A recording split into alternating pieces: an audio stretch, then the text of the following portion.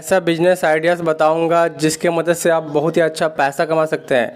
ये 4 business idea बहुत ही अच्छा है और इस बिजनेस को करके आप बहुत ही मतलब अच्छा खासा पैसा कमा सकते हैं। डेली का आप 1200 रुपया कमा सकते हैं। ठीक है, तो सबसे पहला वो जो बिजनेस है वो है चटाई का बिजनेस।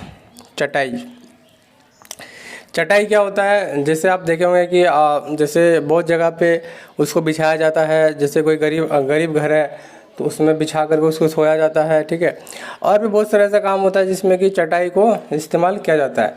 तो आप चटाई का बिजनेस कर सकते हैं। चटाई का बिजनेस कैसे करना है आपको चटाई खरीदना है 70 रुपया में और उसको बेचना है 100 रुपया में।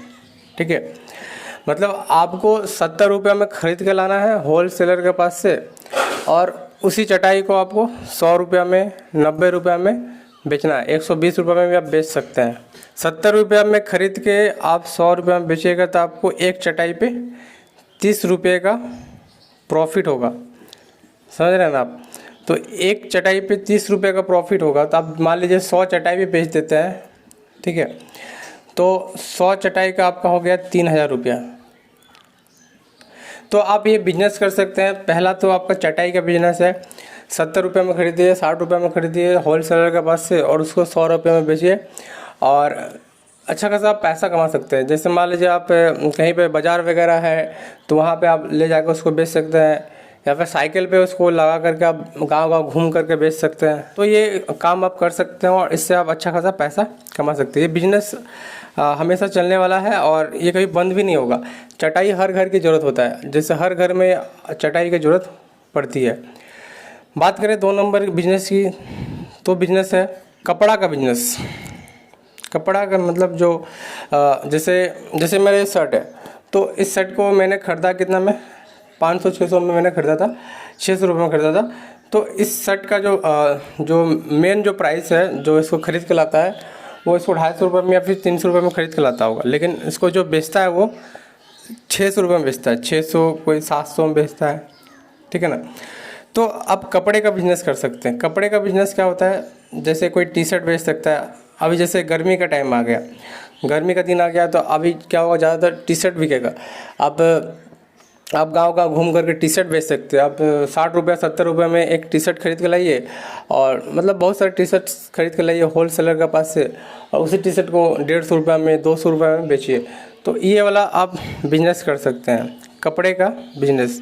और अभी गर्मी का टाइम आ रहा है, तो गर्मी के टाइम में ज़्यादातर लोग टी शर्ट्स खरीदेंगे, और टी शर्ट्स का बहुत ज़्यादा डिमांड बढ़ेगा, और डिमांड बढ़ेगा तो आपका कमाई भी बढ़ेगा। ठीक है, आप 70 रुपये में ख़रीद के लाइएगा और 150 रुपये में बेचिएगा, आपको एक टी शर्ट पे 80 रुपये की कमाई होगी। यदि मान लीजिए आप एक दिन में 10 टी शर्ट भी बेच देते हैं तो आपको 800 रुपये तो ऐसे हो गया। ठीक है ना? तो आप ये कर सकते हैं कपड़े का बिजनेस। ठीक है, 1 नंबर पर चटाई का बिजनेस कर सकते हैं। बात करें तीसरे नंबर बिजनेस की, है ठेले का बिजनेस। आप ठेले में क्या कर सकते हैं, पानी पूड़ी वगैरह बेच सकते हैं। जैसे बहुत सारे ऐसे जो मतलब हम देखे हैं, बहुत सारे ऐसे लोग हैं जो क्या करता था पहले, मतलब दिहाड़ी का काम करता था। दिहाड़ी जो होता है ना, दिहाड़ी क्या होता है, जो मजदूरी का जो काम होता है वो करता था। तो उसको डेली का 350 रुपये मिलता था, 300-350 रुपये मिलता था। तो उसको मैंने बताया कि भाई देखो, तुम ये जो काम कर रहे हो इसमें बहुत ज़्यादा मतलब मेहनत वाला काम है। बालू उठाओ, ईटा उठा के ले जाओ, ठीक है, और तब जाके तुम्हें 300 रुपये मिलेगा। तो मैंने उसे बताया कि भाई तुम ये काम कर सकते हो, तुम ठेला लगा सकते हो, तुम पानी पूरी का ठेला लगा सकते हो, तुम आप बर्गर का ठेला से लगा सकते हैं। ठीक है, तो उसने क्या किया, उसने बर्गर का ठेला लगाया। ठीक है, जो बर्गर होता है, पानी पूरी का जो ठेला होता है, उसको बनवा करके वो बेचने स्टार्ट किया। तो वो इसको मतलब ग्रो हो गया और वो अच्छा खासा भी आज पैसा कमा रहा है। वो डेली का 400-500, कभी कभी 600 भी रुपया कमा लेता है।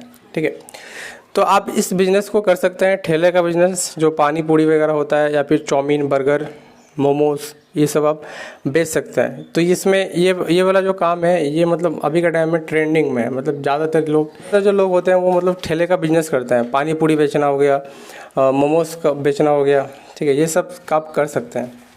बात करें चौथे नंबर बिज़नेस की, छोटे बच्चों को पढ़ाना।